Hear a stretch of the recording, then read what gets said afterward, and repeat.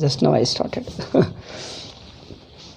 So, Swadhyaya Yajna, next Yajna we are touching. For sake of this YouTube, I'll just repeat in 2 sentences. Here Yoga Yajna is stated here because just now I switched on it. In Yoga Yajna, other limbs of yoga were already covered in other yajnas. So only left out limbs alone are stated here as Yoga Yajna. Okay. So now coming to the Swadhyaya Yajna. These different yajnas are given because they need 2 things. One is purification of mind and also integration of the personality. And integration means the inwardness. The mind has to become inward.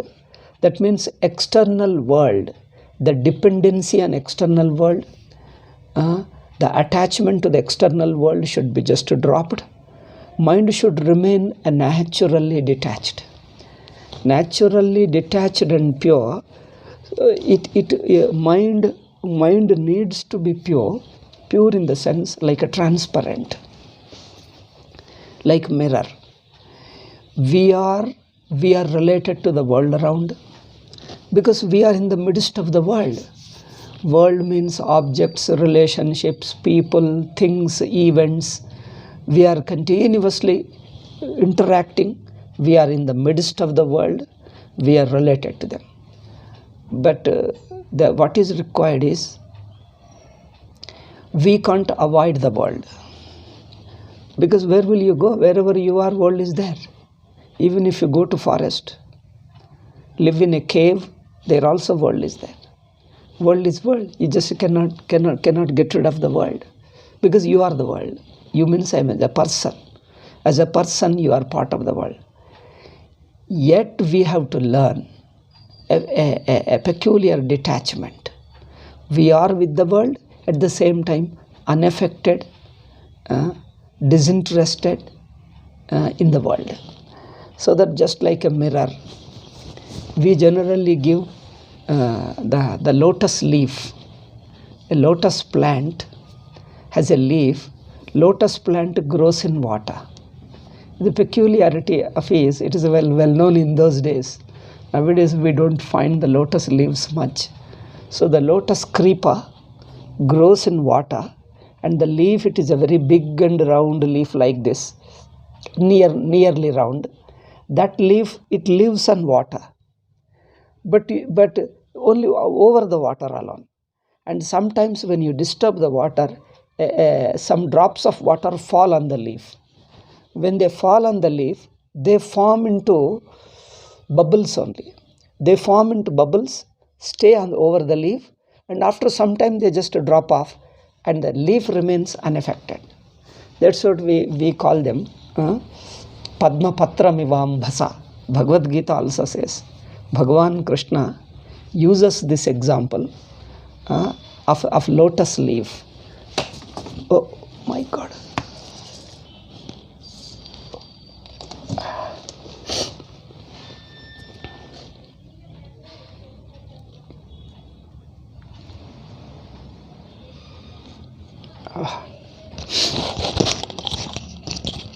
Now okay.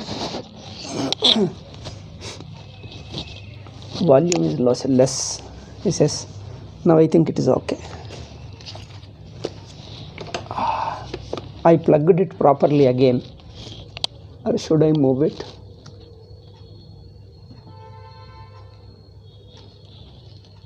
Yeah. I think I plugged it properly. It should be heard now.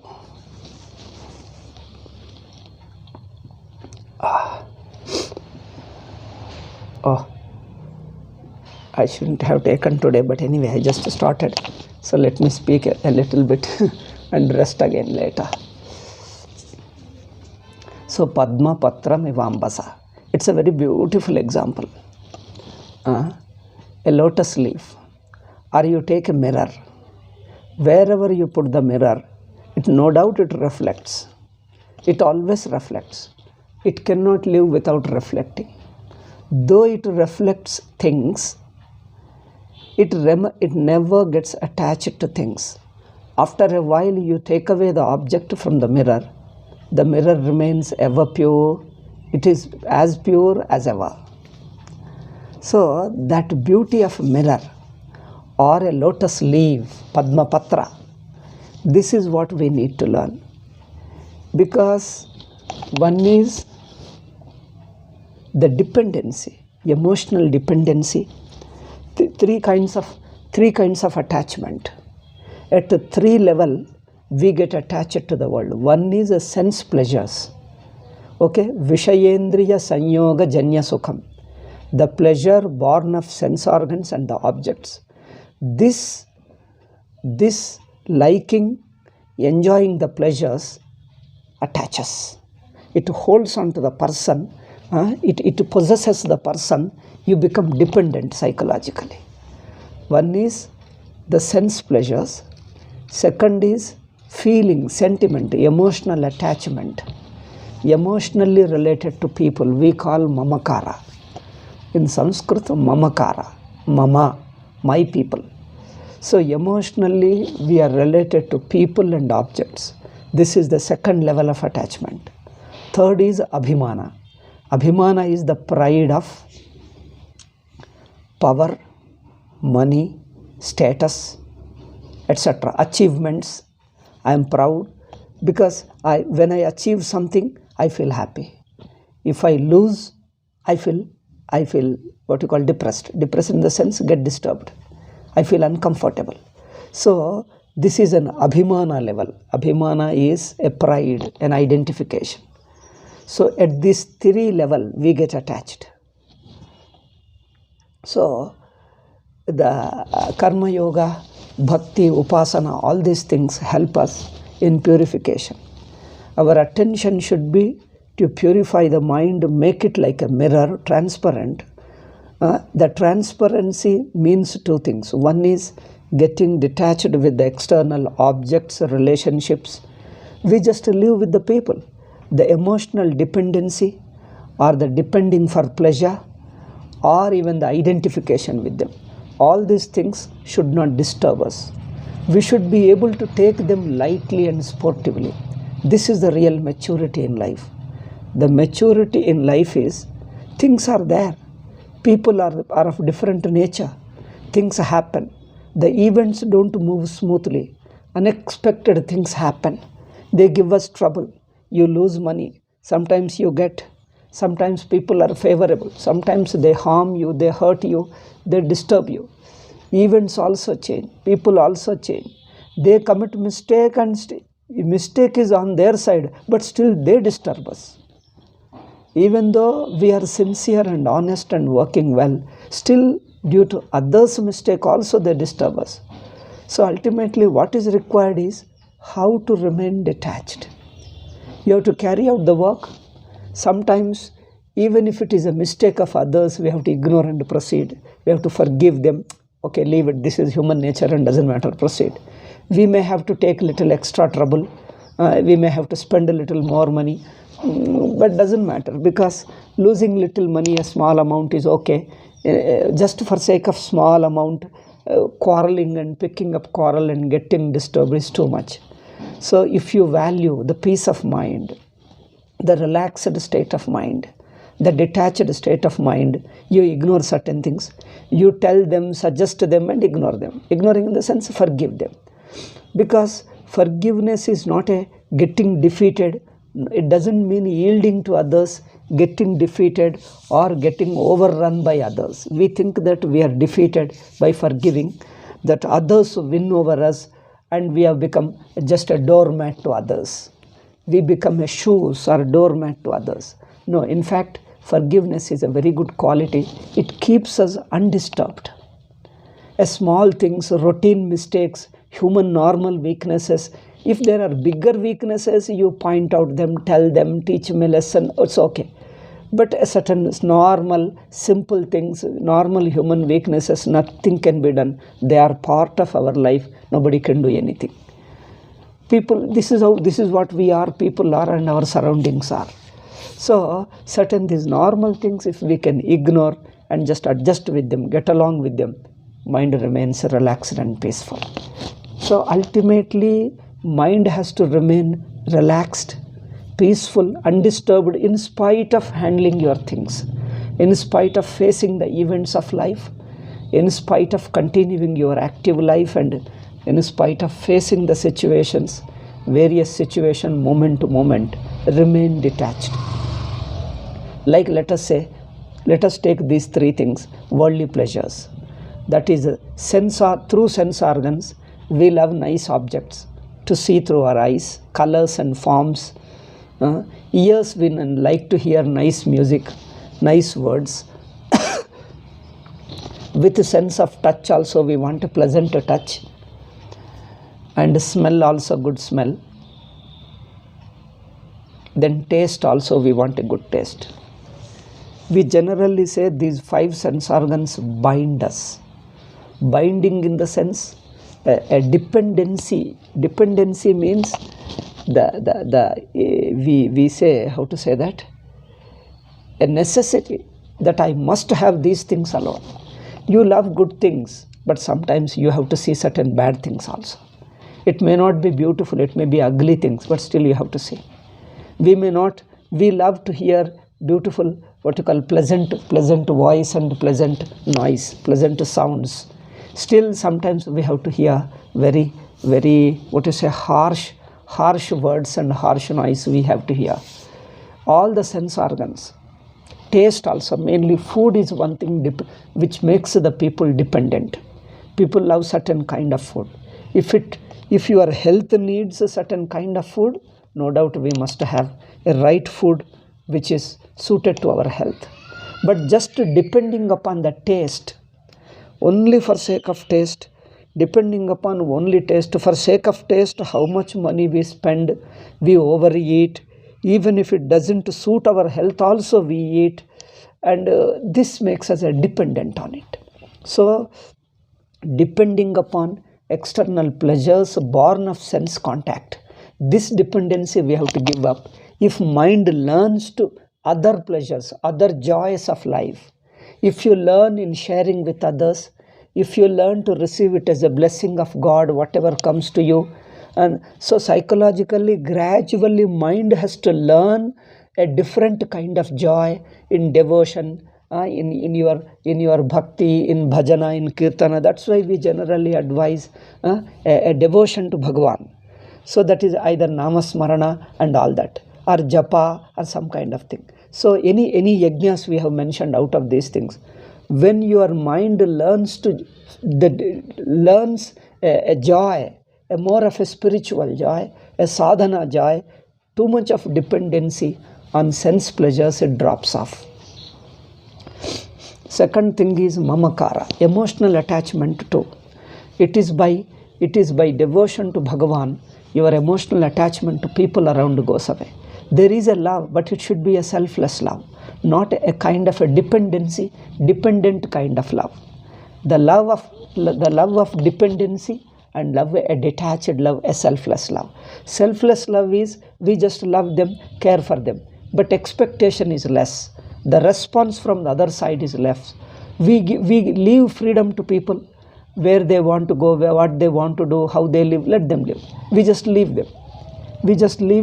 We don't expect too much. We don't become too much dependent on them.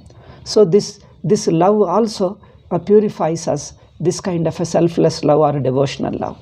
Then the abhimana, our position, our status in the society, economic status, social status, all these things, whatever we get by the blessing of God. We leave it to Him. We just take sportively whatever role we have to play in the society. That role we take them sportively. Therefore our Shastra says, whatever role comes to you, you enjoy the role that gives you joy rather than which role. See, this is a modern society doesn't understand. Ancient society, even now, there is a major portion of still ancestral society we have, the caste system, or we call Varna Vyavastha. In whichever Varna you are born, people would not feel any inferior. Whatever caste they use in English, caste is not exactly Varna, but we have got a Varna and Jati, we call differently. Okay, Varna, Jati, Kula, these are the words Indians use. So in whatever varna or jati we are born, we take it naturally because it is the nature that has given, or God has given birth to it, and you accept your family or your whatever you are born, you accept it naturally. So these days we want to dominate others, compare with others, want to be like others. So this is an endless hunting. You want a social status. You think that you become happy only by assuming certain status. In those days people were not so much running after social status. People live their own status, God given status, that is by birth. Whatever status your birth gives you, you live it wholeheartedly. Therefore no complaint, no competition with others. You play your role, you live your profession, caste profession wholeheartedly. That gives you joy. I give you a simple example. What work? I think this is easily understandable. Different jobs are allotted to you. Which job means work. Which work you do is material. Whatever work given to you, do it wholeheartedly, lovingly. That gives you joy. So what kind of work gives you joy is depends upon how you enjoy. Therefore our Shastra told, into whatever family, whatever caste you are born, take that profession wholeheartedly. No comparison, no competitiveness, and no not looking outside. If you keep on comparing with others, you keep on changing your jobs, changing your professions, however number of times you change, still the social relationships are competitive. You always become frustrated. You always look for something more. There is no end for it. Whole life you will be struggling. Therefore in those days people would not compare with others. Only take up whichever profession you are born into, your parental profession, wholeheartedly you do it. No question of comparing, competing with others. Do yours wholeheartedly, lovingly, as a God's job. It is a service given to me, an opportunity of service given to me by God. I do it wholeheartedly for Him. So if you put your whole soul and heart into it, any profession you take, and take it that it is a gift given to me, it is specially chosen for me out of love. Out of love, God has chosen this profession for me. Take it and do it, and wholeheartedly. That gives you joy.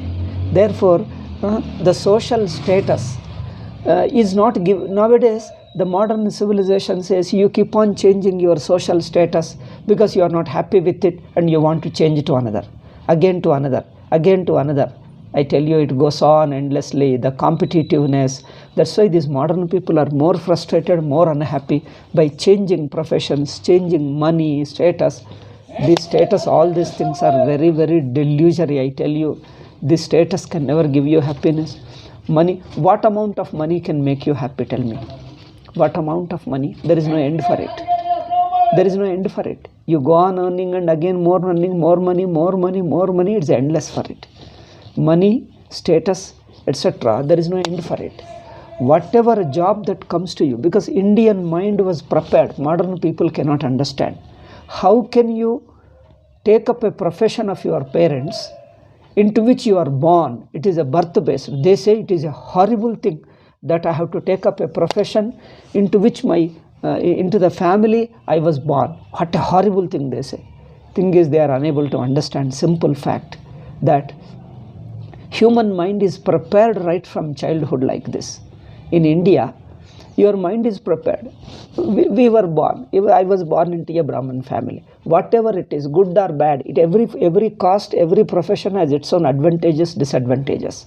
It's not that only Brahmins have all advantages. There is a lot of suffering in Brahmin's life, even in Kshatriya's life. Lot of sufferings, humiliations, everything we also had to face. Nobody escapes. Thing is, whatever thing you are born into, you take it that this is mine. God has given me. No question of comparing, no question of, you find your joy in your profession alone. In your job, your profession you find. In the beginning, it may look very uncomfortable to you for certain people. Generally, most of the people, 99 people accept it. But a few people may not accept the profession into which they are born. Born means your parental profession. Status and profession. You may not be in the beginning, but I tell you, in course of time, if your mind is prepared, you start accepting it. Now your attention is on how best you can perform your profession. So in those days, a person is respected not for what profession you practice, but how best you practice the profession. See the difference. Whichever profession, you may be big officer, you may be a simple servant, or you may be a businessman, or you may be a teacher, or you may be a priest, or you may be a king, or you may be anybody, or agriculturist. So each profession is useful because society needs all of them are equally respectable. So the profession itself is neither good nor bad. All are equally useful to society. Okay, how can you say which is more important, which is less important? King's ruling is important. Priest administering all our rituals and then religious teaching, all that is of course important.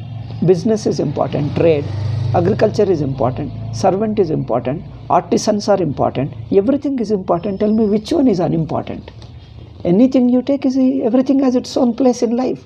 Therefore, any profession, whichever comes to your lot, decided by God himself. Because when you are born in a family, it is just God has given you, chosen for you. It is not man chosen, it is a God's choice. How beautiful. I don't know how people misunderstand. They just start hating. They call this is a horrible thing. The birth-based, practicing birth-based profession is a horrible thing people call.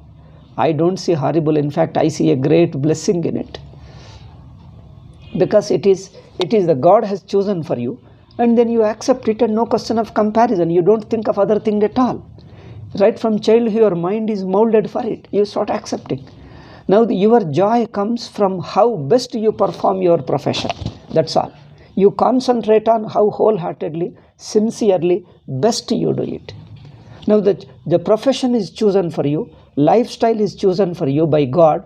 Now you have to put your heart into it. That makes you a joyful person. Therefore, whatever is the profession, the way you do it, how you do it, how wholeheartedly you do it, that makes you happy. You see people, any profession, practice it wholeheartedly, lovingly, that it is a worship of God. I got an opportunity to worship Him. You do it wholeheartedly, very sincerely. I tell you, it changes your personality, purifies your mind. Your whole life changes. It becomes really a spiritual sadhana, a karma yoga. Therefore, even now, many people, I don't know what percentage, how I can say, but there are 50% easily, or even little more than 50%, up to 60% people even now practice their own parental profession. That is a birth-based profession in India even now. Even now many people practice that. Now you see the people, they are happy. Are they hurt? They feel that, they regret that, I am born in this. I see all the 60%, even more I think. All these people still they are happy, they practice their own caste-based, birth-based profession.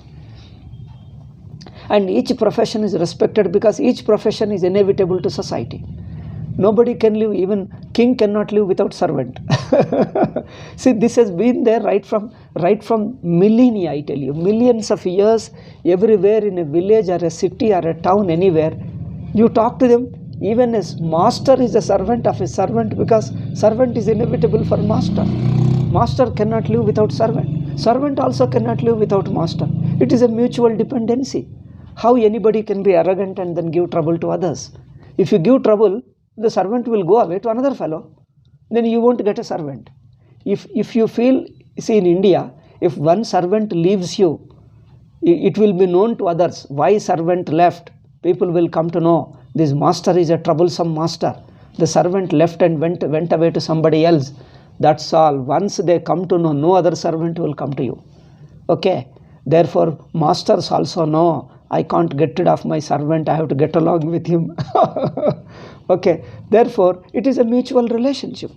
He needs me and I need him. Therefore, so he needs me and I need him.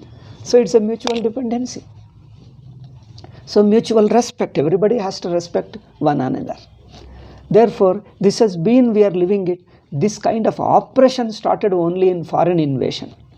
Because when we are born here from the ancestors, from the millennial, his father was his father, their parents were also related, their sons are also related, grandsons also related. So all these things have, in fact, people, servants and masters live like one family. They live like one family. The masters look after the servants well. When there is a marriage in his house, they give him extra gift and all that. Servants also love them. They identify with the family members and they feel just a part of a family. So it is only the foreign invasion. They started ill-treating other society. But in India, there is no question of there is a profession is different. Everybody has to do his own duty. However difficult you have to do, because it is your duty.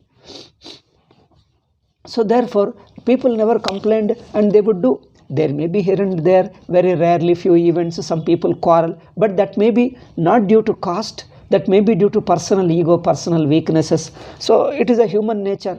Due to some ego somewhere, once in a while they quarrel. But other people tell them and then pacify them. It's okay, you have to adjust with them. Over a period of time, they learn and get along well. So the problem was due to ego and little selfishness, that's all. But caste itself never caused the problem of quarrels. So it is only artificially created by these foreign invasions. So the foreign invasion is a very strange thing. India never experienced foreign invasion, because we never had this idea of foreign invasion at all. Because the very thought of idea itself was alien to us.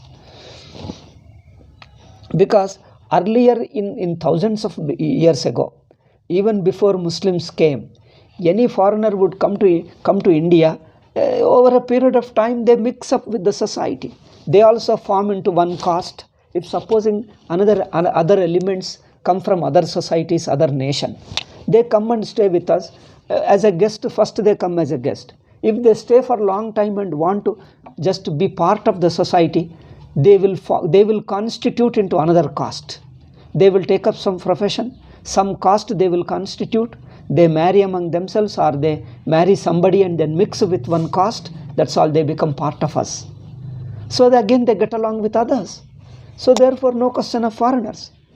Either he forms another caste or he merges into one of the caste. See, either he will merge into one of the caste. How to merge and all those things, there are a few more conditions. You can't merge into any caste. There are certain similarities, certain conditions. Okay, I am not going to discuss all those things because our purpose is different here. We are not discussing the society and what you call history. My purpose is Vedanta here. Okay, the purity. How you take your profession as a karma yoga. That's all. My purpose is only this. So whatever is necessary, I touch that much. But now the problem is arising because you see them, I think all these Europeans, Christians, Muslims, wherever they went, they created problems. I think they are it may look very harsh for you if I say, but they are the nuisance wherever they go. Not only nuisance, they are the real troublesome fellows. Because their religion teaches them only create problems. They are only asuras. Wherever they go, they only create. They invaded America and they destroyed the American and they put them into a camp and then they occupied. But we never thought of that way. Indians also visited other countries. They merged with them. Because they became part of them. Because once you live as a good human being, a person following dharma, basically dharmic person, even if you go to other countries, you carry your dharma with you. You may have certain religious rituals and things. You won't create problem to them. You won't impose on them, nor you get forcibly converted or imposed by others, because these religions are hateful religions. Their God and Allah is a hateful God, and their religion is a dividing, hating, imposing, destroying. So both are only anti-human. They are asuras. In short, they are asura. My words may look very harsh for you, but you compare, except these two religions, you see how other societies lived, pagan societies. Even in Europe, the pagan societies, how do they live? They mix easily. In fact, tolerance is a norm. Tolerance, mixing up, multiplicity, tolerance, pluralism has been a norm all over the world. Once these two things have come, they destroyed created havoc in the world all over the world. Even now, If you want the whole humanity to live peacefully, either they have to be wiped out or they have to be changed totally. They have to give up their essential principles of this divisiveness, hatred and intolerance. Their God is intolerant, their religion is intolerant, their society is intolerant. Everything is imposing intolerance and is enslaving. Somebody is a colonizing. This colonizing itself is a devil, it is. The same thing. Like Islam, Christianity, colonization is again same thing, similar to Christianity. In fact, we never had this thought of colonization. People, even now, Indian historians are thinking why India became slave for so many centuries. They are not able to understand, no question of slavery. Wherever Islam and Christianity stepped, they are wiped out, no question of history. Since we are surviving, we are thinking why we are destroyed, our culture is destroyed, our civilization is, because we are surviving, therefore you are thinking. If you are not survived, you have been totally wiped out, absorbed into Christian society, or you become Muslims and Christian, nobody thinks. All question comes because we are surviving, we resisted and living as Hindus. And we are enslaved by them. They ill-treated us, exploited economically, socially, and they created divisiveness. They always hated, ill-treated. But in India, servants and masters lived very amicably. Therefore, each one was proud of his own caste. Each one is proud of his own caste. You can see them, the lowest class also, lowest caste feels proud of itself. And nobody condemns it. Let him feel proud, because everybody has some or other caste anyway. Everybody has some caste. Each caste has its own place. Nobody can live without other caste. So each caste is respectable. So this was the thing. Therefore, people didn't look to, this is a very spiritual society, in fact. Because you are not trying to get your self-respect through outside changing, external changing, externally changing your profession, externally by making money you will become respectable. See, no respect, no satisfaction, no peace of mind comes from external status and money. Tell me, by external status and money and honors and etc., who has found peace of mind?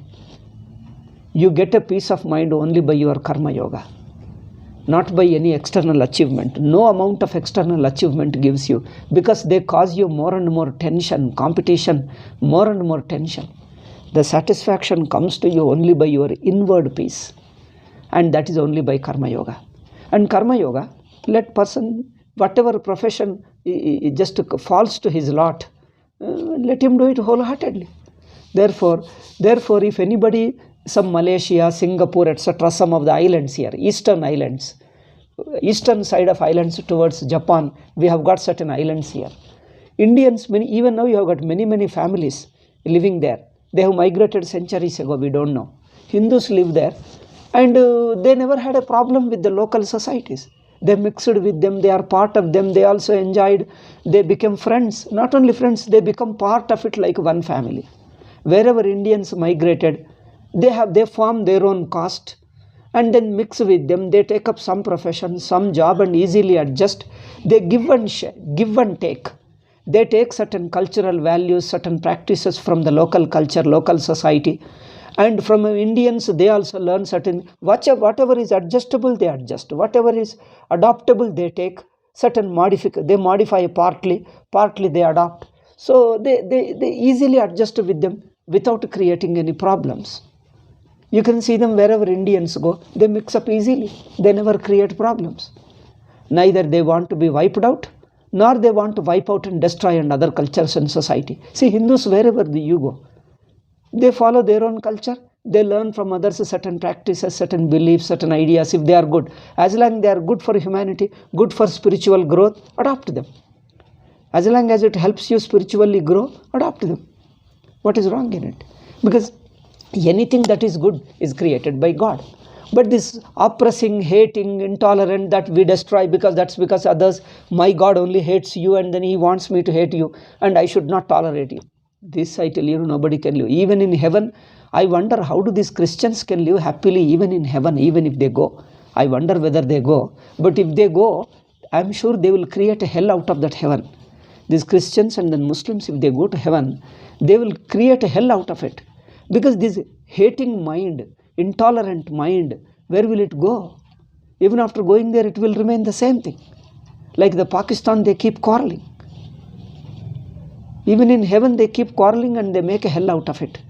They won't be peaceful, I tell you, assure you. I can assure you. They will be unhappy people even in heaven.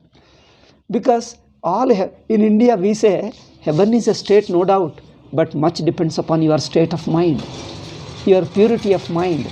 If your mind can get along with other people in a friendly way, like a family members, parents, children, they love each other and share each other, help each other. Unless you live like that, you can't be peaceful. People are of different professions, different kinds, different interests. Leave them. We ask them, this is what we do, these things, will you come? You take permission and then do them. So in India, we have got different customs, different habits, even in marriages. Two families come together and marry. They discuss, you see, what are your customs? See, in marriage, we follow these customs. They say we follow these things. Then if they are different, they come to agreement. You see, let us follow this thing. So they come to an agreement and then they share and then they continue the marriage. I tell you, why Indians themselves refuse to understand this. And even foreigners should learn how Indians live.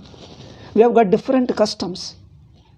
Even Brahmanas, even among the Brahmanas, I have seen right from childhood, there are so many customs, so many habits, so many rituals, person to person changes. When they come, they ask us. Even as a guest, they come, they take permission. I have got these things, can I do? Oh, the host will definitely make facility. And in fact, as a host, if I am a host, we would ask them, what do you like? You like water this way? Can I touch your water? See, I am a host. He is a Brahmana, I am Brahmana, I take permission. Can I touch your water? And I ask him, this is my cloth, this is your cloth. You want a place? Okay, you take this place and you keep your clothes. I won't touch you. And he also asks us. So we just get along well so nicely. As it just like same members, same friends. Because we allow them to live according to his life. I think even if I go as a guest to somebody, I take permission. You see, I have got this habit. Daily I have to do my ritual like this.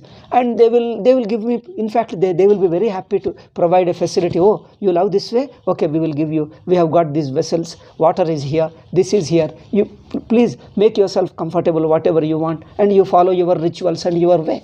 If you can get along well together, we will sit together and follow the same practice. If he feels it is different, we will give him a separate. He will practice and I will wait for him. After he practices, then we take food. Sometimes in taking food also, if he has got a different custom, first we will feed him. As a host feeds the guest, he eats it. After he eats, we. So differences are there. Still how we get along. Differences are there, but it never created a problem. These two religions, I don't know whether to call religions or call them barbarisms. I don't know who called them religions first. Oh, it's a very strange thing. They only know hate. Except hatred, there is nothing in them. I have never seen anything. They only create problem. They only impose on others. Therefore, this colonization, a product of these two religions, other things also have come. Now they start invading the countries, enslaving them, exploiting them. They write books and then, so that mindset remains. Even if over a century, you see, the foreign rule has gone, but still the hurt in the history records, where will you go? The history remains. And whenever you read the history, people get angry. And even now they are ashamed, shameless people, they continue. They continue the same thing. There's racialism and all that. And they talk of all noble words, philosophy. All philosophy is nonsense. I tell you, you need to be a simple human being. That is the biggest philosophy. You be a good human being, share and live with others together. That's all. You allow the freedom. You allow the pluralism. Let him live his life and you live and let live. I think there is no better philosophy than these things. All your religion, all your philosophy, all your big invasion, colonialism, centuries of history, all this is barbarism. Throw away nonsense. Be a good human being, that is enough. That is real spirituality.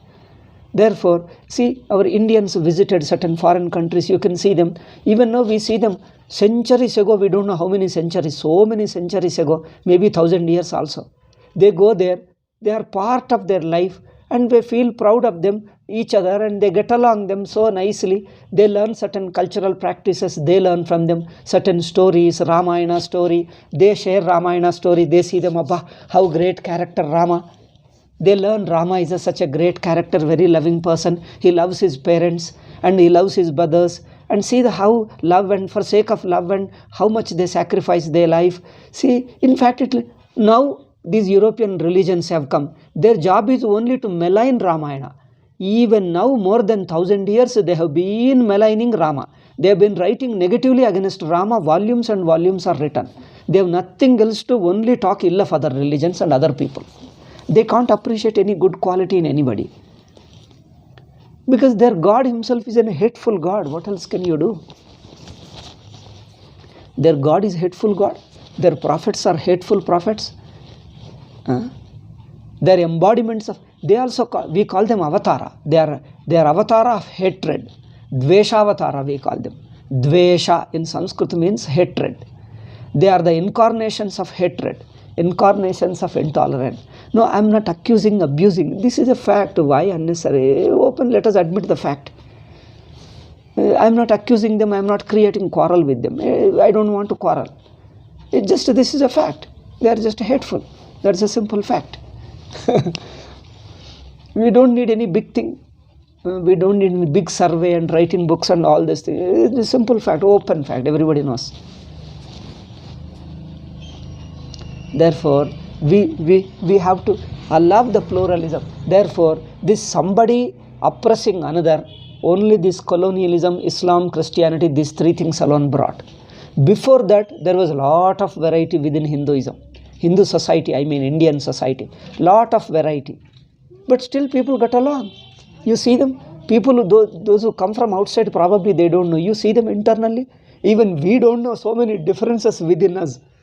Because even now, lifelong, I have been seeing, I'm 63 years old now, how many differences I see in India. Even some of them a new custom, new habit, new way of thinking, some new caste I come to know. Somewhere I come to know, I ask him, what is your caste? He will tell some name. Then I ask, what is your God? What is your customs, practice, etc. Oh, I wonder, this I have never heard it. Yeah, this is there. And he will tell some Rishi's name and something. Okay, it is nice to know. Now what can I help you? How can I help you? What all we can live together, let us see. Food we can eat, okay. Then food alone we eat, rituals we practice separately. Supposing rituals can practice together, but food we cannot eat, we have to eat separately. Okay, I'll provide him rice and stew and he will cook himself and eat. We'll help him water himself, will draw the water and cook himself. And after eating, he thanks us and we also feel that how lucky we are that we got you as a guest and we felt very happy. We provide you all facilities and in fact we request him stay a few more days. He will stay a few more days and he will cook according to his own way and afterwards he will go away with good memory. Why do you have to quarrel? They are different. We are different, but still we love each other. I say difference is not a reason for quarrel and hatred. I think let the world learn. I think if you watch probably in Europe ancestral society where this Islam and Christianity is superficially sitting, and all ancestral society was like India only, I think probably it might, I'm true. Because everybody, they lived very peacefully. With all pluralism they were living. It is these two religions alone spoiled the human mind. They attack the human mind. They make a devil out of a human being. They make a devil out of human being and allow the people to quarrel. And they watch. They enjoy. People quarreling, hating, destroying, exploiting. But very cruelly, horrible exploitation and destruction. And then they saw that peace and love. Nonsense, the fellow doesn't know what is peace and love first. Let him learn first before he teaches. These two religions first teach before they learn. Okay? First they are converted. Next day, what is his job? He doesn't learn anything. Next day he starts converting others. His only job is to first he is converted today and tomorrow he starts converting others. There is only conversion, nothing else to learn and practice. There is no religion to learn and practice. There is no spirituality. There is only keep on destroying others. How to hate and how to destroy, how to write negatively about the books. Write all history is a distorted history. That's why they say in India there was no history, because where is the need for history? Everybody, the oral history we had, some places, some events were recorded. Whatever happened, happened. We don't have to wipe out. In fact, in India, whatever happened, we never wipe out. We never distort history. Because whatever our ancestors happened must have done it. Why should we feel worry about it? Because over a period of time, certain customs change. so they may look bad. So we change. Even if some of the customs were bad, our ancestors did, our father, grandfather did certain things, okay, we accept it. We don't try to hide it. They did certain things. Okay, after all, they were human beings. Okay, doesn't matter. We don't have to hate them and start movement and then all those things. Put them negatively, down and all those things. These are all barbarisms alone. If they have done something wrong, it's okay, change it, because wrong is wrong, anybody can see. Change it and then get along well. When you want to live like a human being, I think all solutions are there. Therefore, this is what Karma Yoga is. They think Karma Yoga means something like, oh, it is a Hindu, we don't want to practice. There is nothing Hindu, it is all universal only. Hindu means there is only something special. Okay, Hindus have learnt and lived it and maintained it. That's all we can say. Hindus have discovered, learnt it, it is there in every human life. It is there in every human life. They took interest in maintaining that human attitude, human outlook. Other people have become artificial asuras, therefore it looks Hindus alone. But if you become human, you also become Hindu.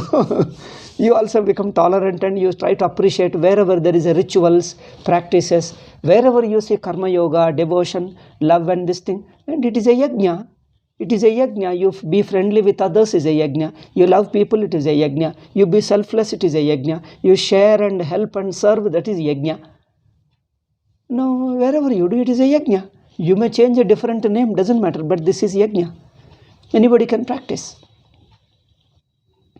Therefore, make every aspect of life into yajna. Therefore, it is the imposing, destroying, only that kind of religions alone create problems. Otherwise, we have got plenty of yajnas. If you see within Hinduism, plenty. Within the same family, we have got different gods. Husband worships Rama. Our wife worships Shiva. Our children, one of them will become Hanuman Bhakta, another fellow will become Vinayaka Bhakta. Within the same family, we have got 4 gods.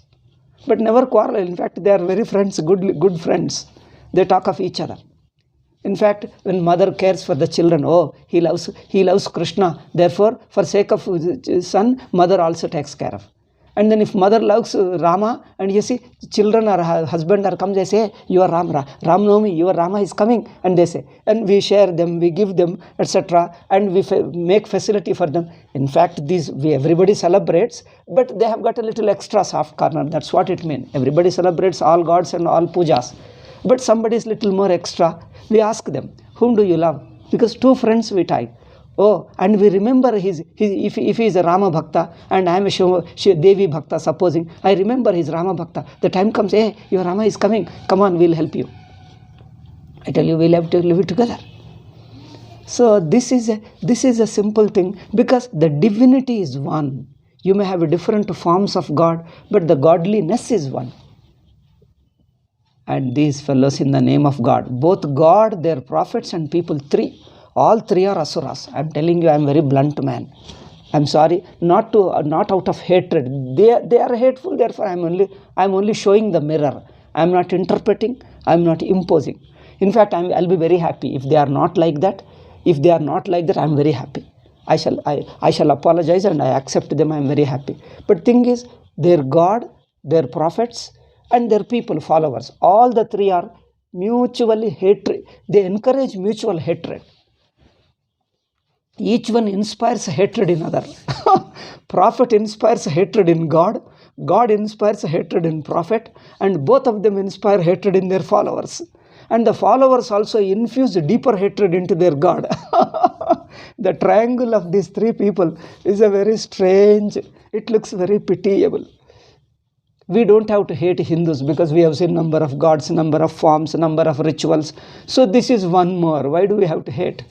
This is one more, a hateful God. We have got so many gods, this is one more God. I'm only just showing a mirror to them. Just to see and compare and see how people are living. If they learn, it is good. So this is yoga, this is yajna, this is karma yoga, this is yajna. Therefore, any ritual, do it wholeheartedly, your profession. That becomes a yajna for you. Okay? Now, yoga yajna, some of the limbs differently told, but remaining limbs like asana, yama, niyama, these few limbs are put here as a yoga yajna. Okay, let us proceed with the next, Swadhyaya yajna. Swadhyaya yajna, Swadhyaya is Parayana, we call them in. Part, in North Indians call Part, in South Indians call Parayana. Parayana means you take up one book, particular book, your Ishtadevata, Bhagavad Gita, Bhagavata, Lalita Sahasranama, or Shiva Sahasranama, Vishnu Sahasranama. We have got plenty of books. Each book was revealed to some Rishi, some Bhakta, and therefore each one is equally valid. Whichever touches your heart, take some Diksha from Guru and continue it. Okay, some Guru gives you, the Dikshas may be of different, maybe some elaborate Diksha, or shortcut Diksha, or a simple Diksha. It is the Guru's blessing, Guru's loving transfer that is important. Guru lovingly, wholeheartedly, whatever he practiced all his life, he lovingly shares with you. He is an instrument, not like a prophet that he will control you. He is only sharing, helping you, that's all. He is helping you, sharing with you his love and his devotion and his practice. So, okay, take up, so for example, take up some Lalita Sahasranama or Vishnu Sahasranama or Bhagavad Gita. You take up, and Parayana. Parayana means, take for example Bhagavad Gita, daily 1 chapter, or daily 3 chapters, daily 6 chapters, or some people do all 18 chapters every day. Oh, some people do all 18 chapters every day. Do you see them? I know. Some sannyasis do, and some of the grihasthas, all 18 chapters, it takes 2 hours, 2 to 2.5 hours. If you are used to read little faster, it will be 2 hours, otherwise it will be just 2.5 hours. You can read out the entire Bhagavad Gita. So they just do, some of the sannyasis do. So each shloka, we feel it is a God's form alone.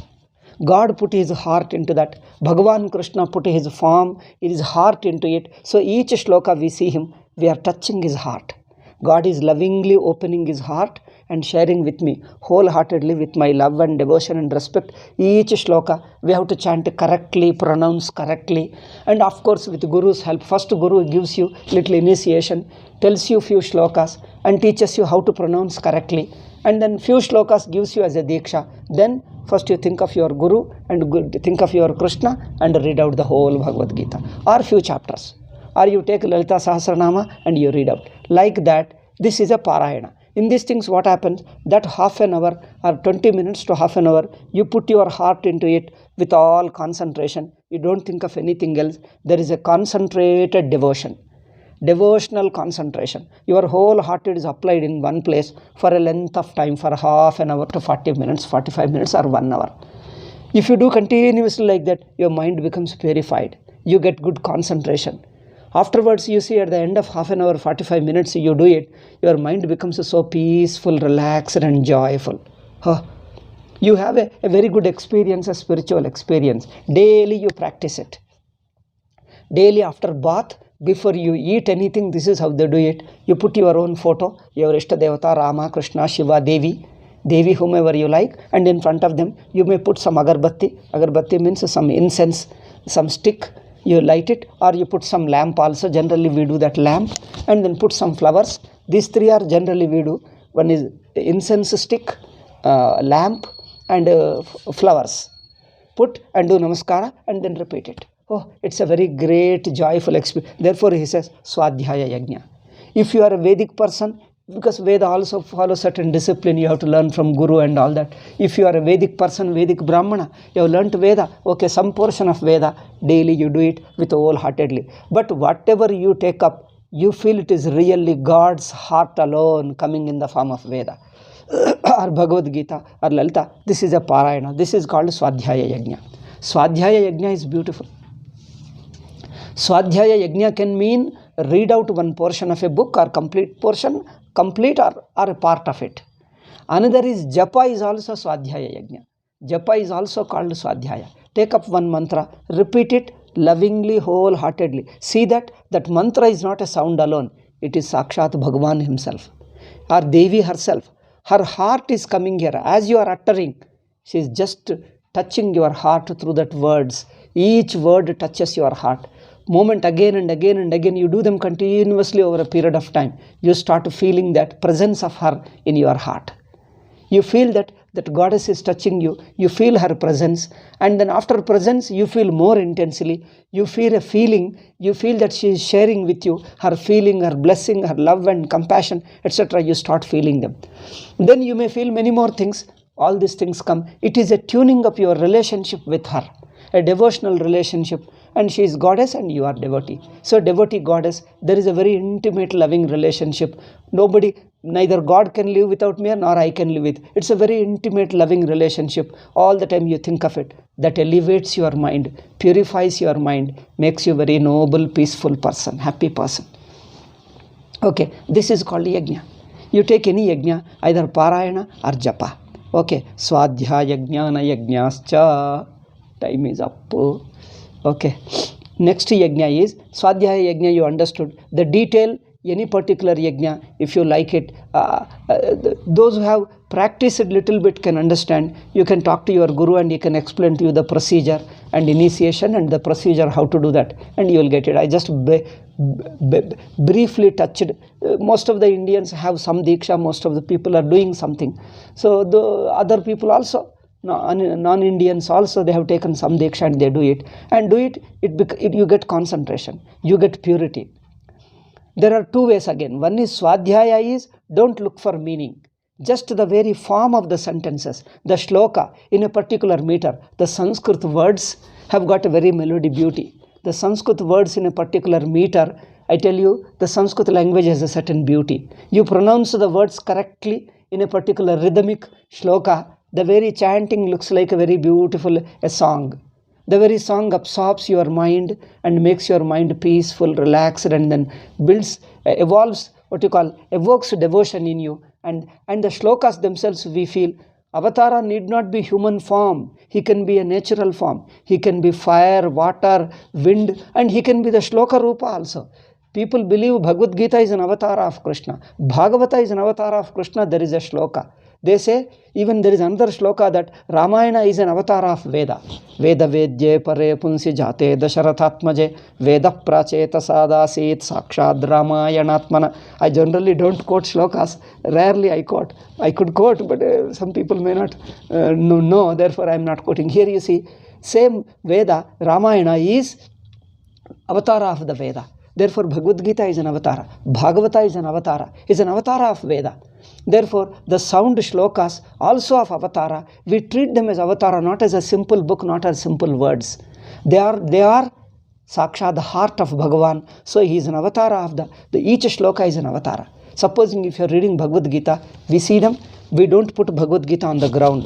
Put it in an elevated place, holy place. As you take bath and apply your tilaka, come within a good mood with all devotion, open and chant each shloka. Each shloka touches your heart.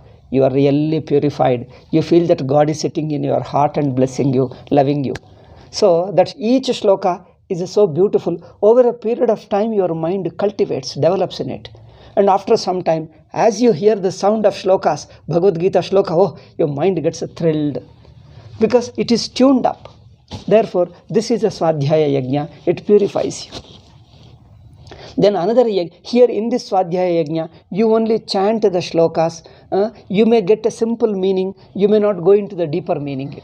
There is another yajna, Jnana Yajna. Now you try to understand the meaning. Okay? The meaning of the shloka is, it discusses about nature of God, the world, the human society, all forms. God appears in different forms. His own lower forms, equal forms, all different forms. He himself manifests in different forms. All are his own. Therefore, we describe his leelas, his activity, his qualities, his nature. All these things absorb our mind. They are very interesting. The stories, we have got plenty of stories about God. All these stories absorb our mind, inculcate good feelings, noble feelings, and devotion in us, and then keep on dwelling over the stories and the events. And I tell you, it's a very great thrilling. This jnana also purifies your mind inward, gives you peace of mind, turns your mind inwardly. Just like a mirror, I told you, mind becomes purified. So jnana yajna also purifies you. Okay? Swadhyaya jnana yajnascha yatayas samshita vrata. I think Jnana Yajna. I told a few more points I shall tell in the next, and then conclude this shloka in the next wala, and go to the another shloka. Okay, almost concluded. Yatayas samshita vrata. So these people follow these yajnas like a vrata. Vrata means not that once in a while you do it in a mood. Once in a while also you can do. That also do, because we encourage people to do in whatever degree, in whatever days. Even if you do once in a while also is good. But if you do regularly for a long time, in fact lifelong people do. In India, whatever they take Diksha for years together, 10 years, 20 years, or lifelong they do. So that is a so therefore this purifies your mind and sense organs and your heart. Everything becomes pure. You becomes ready for Vedanta. And as the teaching comes, you can instantly understand that I am Brahman, Aham Brahmasmi. You can be easily understood. Therefore, these yajnas purify the people. Okay? A little bit is there, I may tell in 5 to 10 minutes, and continue with the next shloka in the next class.